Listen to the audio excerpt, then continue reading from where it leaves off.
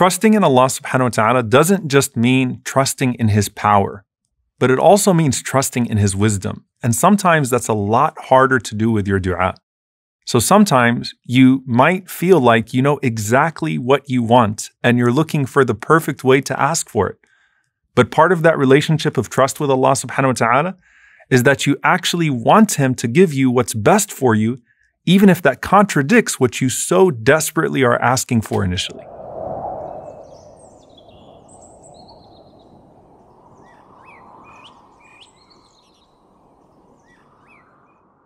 Jabir ibn Abdullah radiallahu ta'ala anhuma is a young man who struggled immensely in the time of the Prophet sallallahu alaihi wasallam. His father is killed in Uhud, and Jabir radiallahu ta'ala anhu is left with a whole bunch of debt and 7 sisters to take care of. And he's the one who narrates this hadith about the most famous decision-making dua in Islam, which is known as dua al-Istikharah. And he says, كان النبي صلى الله عليه وسلم يعلمنا الاستخارة في الأمور كالسورة من القرآن. That the Prophet صلى الله عليه وسلم used to teach us to make istikhara with all of our affairs in the same way that he would teach us the Quran. Now, obviously, if you're reading that, you know that this means that istikhara is very important, but there's a specific messaging here. Just like you resort to the Quran, just like the Quran has guidance in all affairs of your life, just like you have the repetition of the Quran, just like you have the precise wording of the Quran, you have Salatul Istikhara.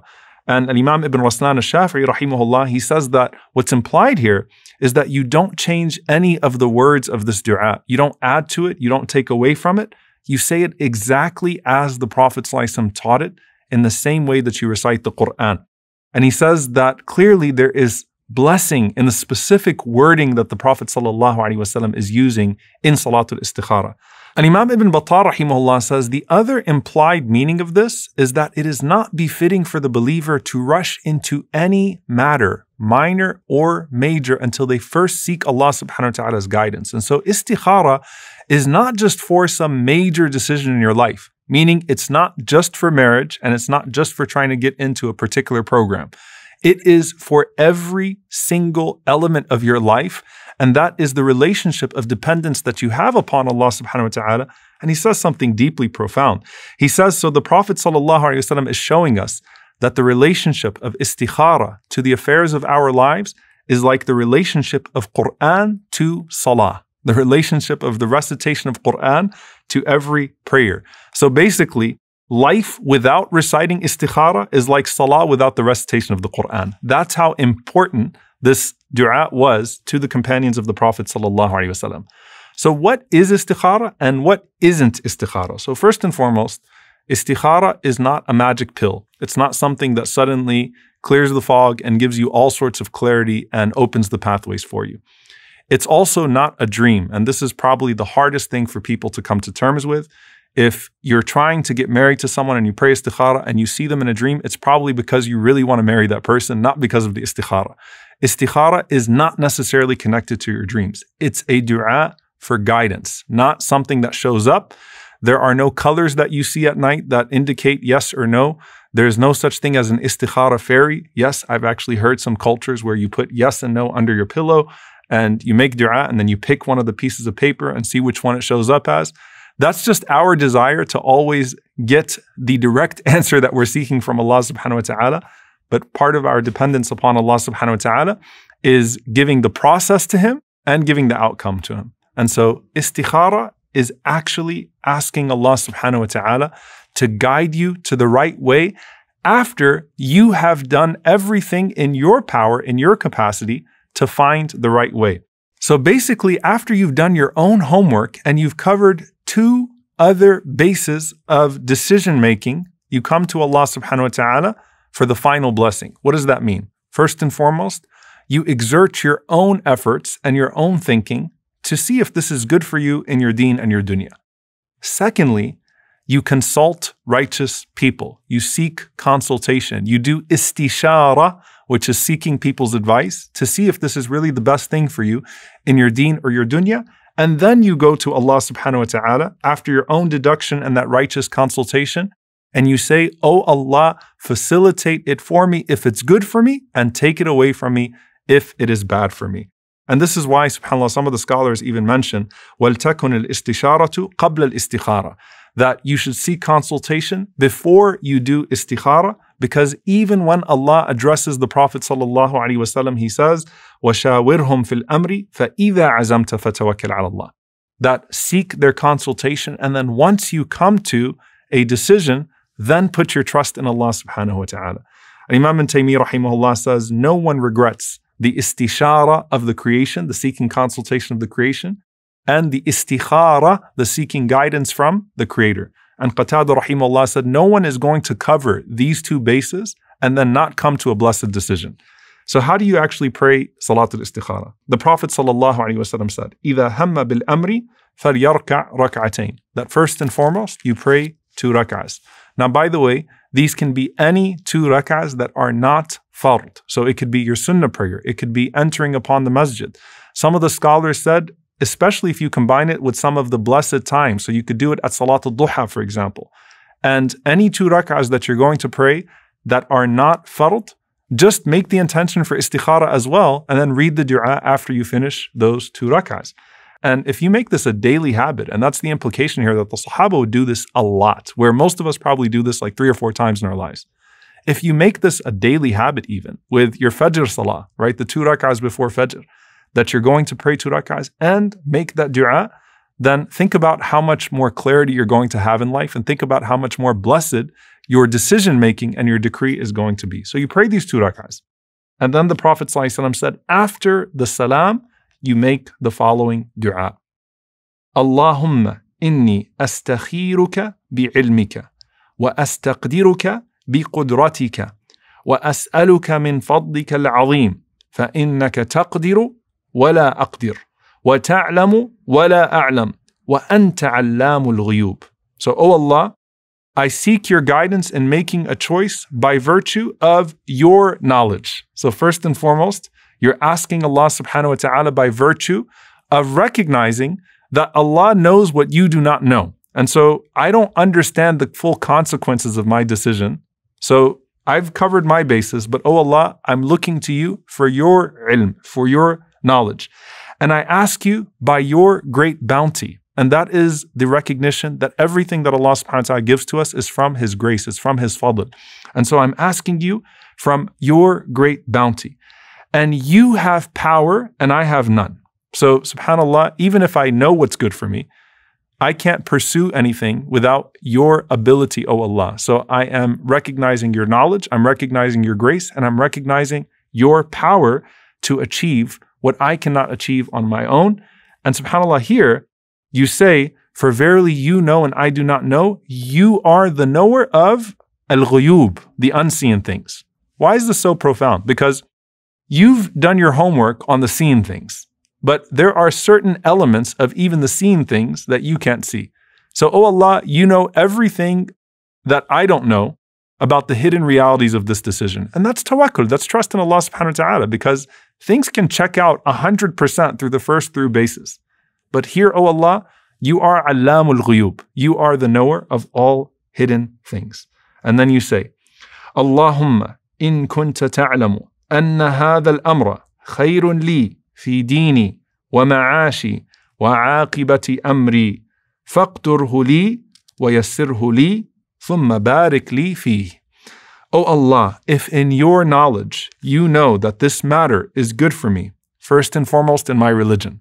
So my religion is the most important thing in the world to me. So anything that I want it to impact my religion positively.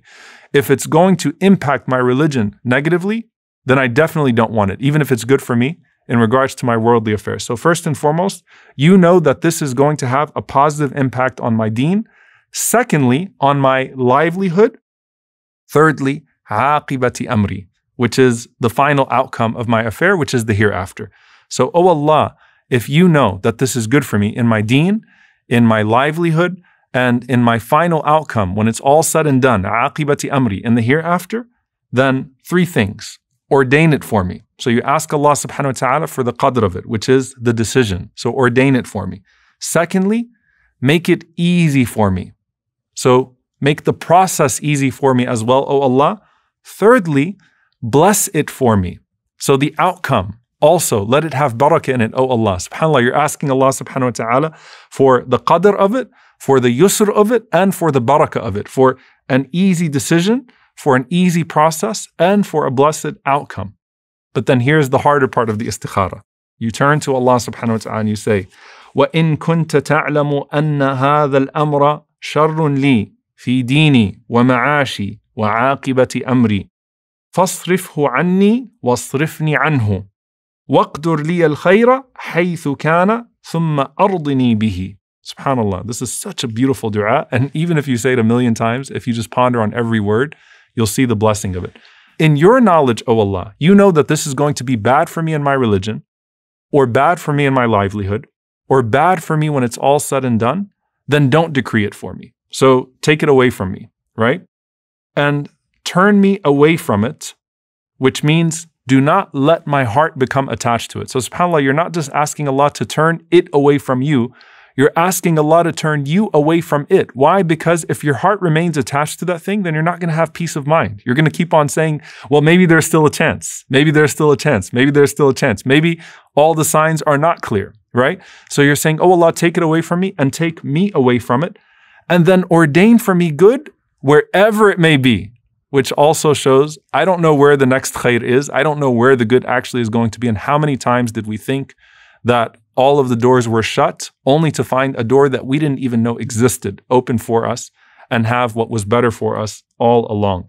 And then finally, أَرْضِنِي بِهِ. Make me pleased with it, O Allah, because as the scholars say, فَإِنَّهُ قَدْ يَحْصُلُ لَكَ الْخَيْرِ وَلَكِنَّكَ لَا تَرْضَى بِهِ. It might be that Allah subhanahu wa ta'ala facilitates for you what's better, but you are not pleased with it. Now in the previous dua, subhanAllah, you ask Allah for الرضا بعد القضاء, to be pleased after the decree. And that's in general.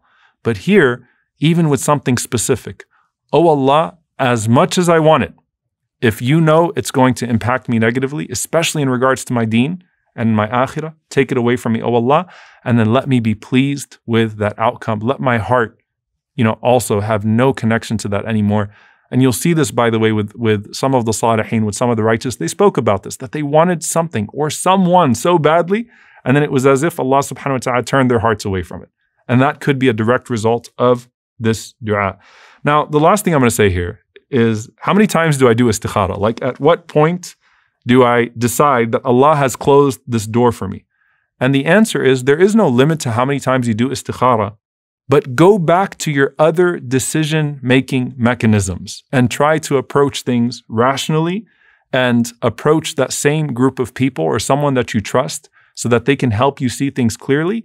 And that's where you make that decision at that point. You've asked Allah subhanahu wa ta'ala for a good outcome. And at that point, you make the best decision if the door seems to be closed, and you say, Alhamdulillah, regardless. And it may be that Allah subhanahu wa ta'ala will open the door for you later, maybe even that same door for you later. And in the meantime, Allah subhanahu wa ta'ala has something along the way.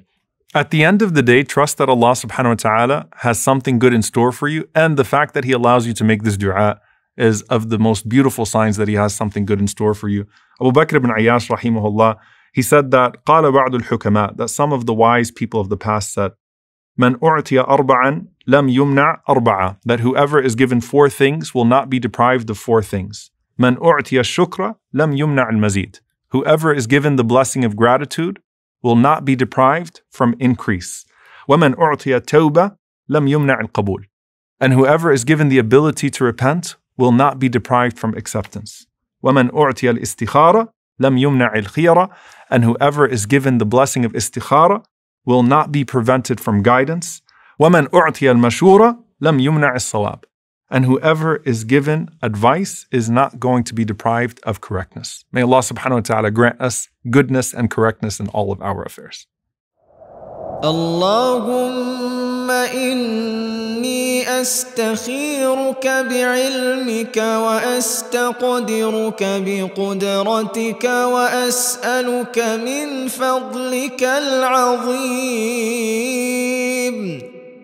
فإنك تقدر ولا أقدر وتعلم ولا أعلم وأنت علام الغيوب.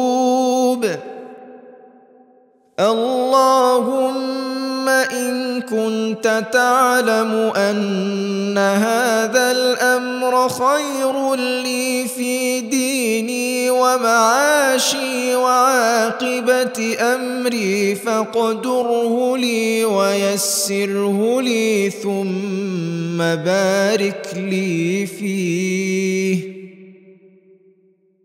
وإن كنت تعلم أن هذا الأمر شر لي في ديني ومعاشي وعاقبة أمري فاصرفه عني واصرفني عنه واقدر لي الخير حيث كان ثم أرضني به.